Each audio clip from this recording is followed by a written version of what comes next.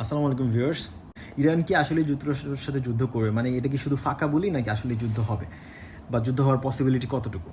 এখন আপনারা যদি একটু বিশ্লেষণ করে দেখেন, 2020 সালে ইরানের একজন প্রখ্যাত জেনারেল কাশেম সোলেমানিকে যখন ট্রাম্প প্রশাসন হত্যা করলো, তখন কিন্তু ইরান প্রতিশোধ হিসেবে ইরাকে অবস্থিত যুক্তরাষ্ট্রের ঘাঁটি কিন্তু ইরান মিসাইল মেরে পুরো ঘাঁটি ধ্বংস করে দিয়েছিল।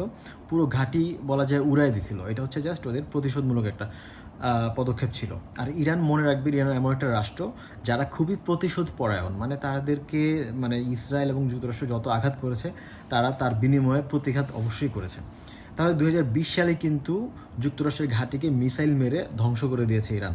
কিছুদিন আগে আপনারা দেখেছেন যে ইসরায়েলে ইরান প্রায় 200 ব্যালিস্টিক মিসাইল দিয়ে ক্ষেপণাস্ত্র হামলা করেছে এবং ইসরায়েলের যে আয়রন ডোম আছে সেটাকে ভেদ করে ইসরায়েলের যথেষ্ট আঘাত এনেছে এবং সেই ভিডিও সোশ্যাল মিডিয়ায় আপনারা দেখেছেন।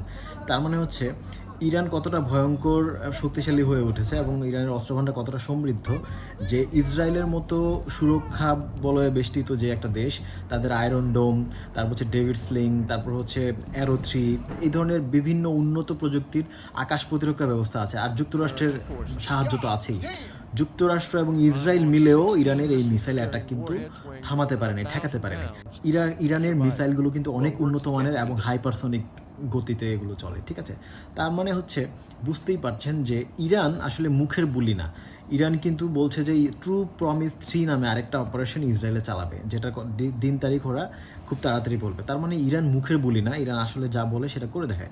2020 সালে যুক্তরাষ্ট্রের ঘাঁটি ধ্বংস করে দিয়েছে। রিসেন্টলি আপনার এই যে মানে ইসরায়েলে সরাসরি 2বার হামলা করেছে, মিসাইল হামলা করেছে। প্রথম হামলাটা খুব একটা ইয়ে হয়নি, দ্বিতীয় হামলাতে কিন্তু চরম ক্ষতিগ্রস্ত হয়েছে ইসরায়েল।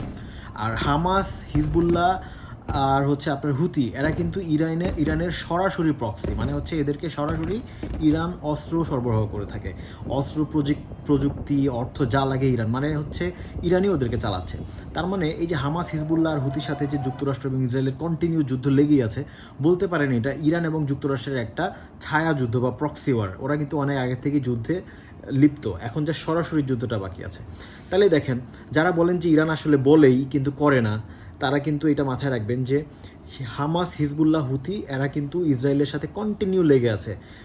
মানে 2 দিন 1 দিন পরেই দেখবেন মিসাইল হামলা হচ্ছে, এটা হচ্ছে ইসরায়েলও ওদেরকে প্রচুর হামলা করছে, সেটা আপনারা জানেন। তার মানে কিন্তু ইরান কন্টিনিউ একটা যুদ্ধ অবস্থায় আছে ইসরায়েল এবং যুক্তরাষ্ট্রের সাথে।